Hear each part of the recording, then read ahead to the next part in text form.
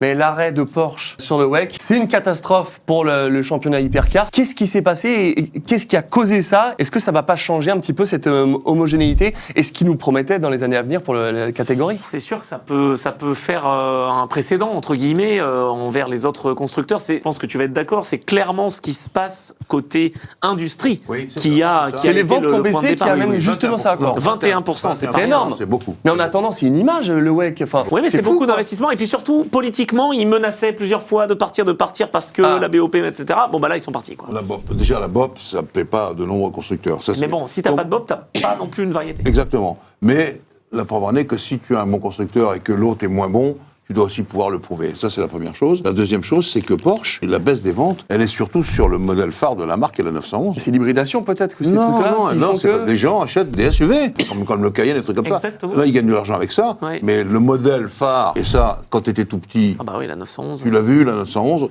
aussi je l'ai vu évoluer au Elle est fil du magnifique. temps, c'était magnifique, et là, tout d'un coup, il y a une baisse un peu générale sur les modèles luxe, chers, mais chez Ferrari. Mais en même Parce temps, qu'il y a des attends, malus. chez Ferrari Parce qu'il y a des aussi. malus. Non mais je suis Et puis, d'accord, il y a des malus, mais ça c'est que il y a- pour la France, c'est pas le cas pour l'Allemagne par exemple. Je pense que chez Porsche, il y a une famille, hein, Volkswagen, Mais tu vois, Audi, oui, bien les sûr, mais tu vois, cousins, etc., Audi est parti, Eh ben ça a oui. vraiment fait beaucoup de mal à la catégorie. La Porsche qui part, c'est un sacré coup dur. Oui, mais il y a beaucoup de constructeurs quand même qui sont là. Donc c'est pas la même situation que quand en 2016 Audi s'en va pour le crash. Et est-ce pour que le si Dieselgate. ils avaient été champions du monde avec Je les crois- doublés, et Non. ça aurait changé la donne? Je pense pas, parce qu'ils sont champions aux États-Unis. Ils continuent aux États-Unis, hein. Ils Oui. s'arrêtent pas, hein. Ils font l'IMSA, hein. Ils font les grandes Ouais, courses. mais bon. Audi, c'était Veni Vidi Vici, hein, voilà, ils sont venus un certain nombre de temps, cadrés, puis après ils sont partis. Tandis que Porsche, ils sont là depuis l'origine. Et c'est vrai. Et c'est la seule voiture, la 963, qui n'aura pas gagné Le Mans. Qui n'aura pas gagné. Ah oui. Oui, bien sûr. Ça Alors, aussi, ça les a défrisés, je crois. Peut-être que l'année prochaine, ça pourra. Mais là, cette année, ils ont pris un coup dur parce que c'était une course parfaite aux 24 heures du Mans. Kevin Estre, Lorenz Vanthoor et je crois que c'est Matt Campbell qui étaient dans cette voiture. Ils ont fait la course parfaite. Ils ont passé 41 minutes au stand, ce qui est le moins de l'histoire des 24 heures, et ils terminent derrière Ferrari. Ça leur a mis un coup de massue. Ouais, c'est vrai que Ferrari, là, on parce en a qu'ils parlé ont- de stratégie. Alors que Ferrari a fait des erreurs. Et donc, ils se sont dit, bon, bah, on gagnera jamais, quoi. C'est un peu dur. Hein.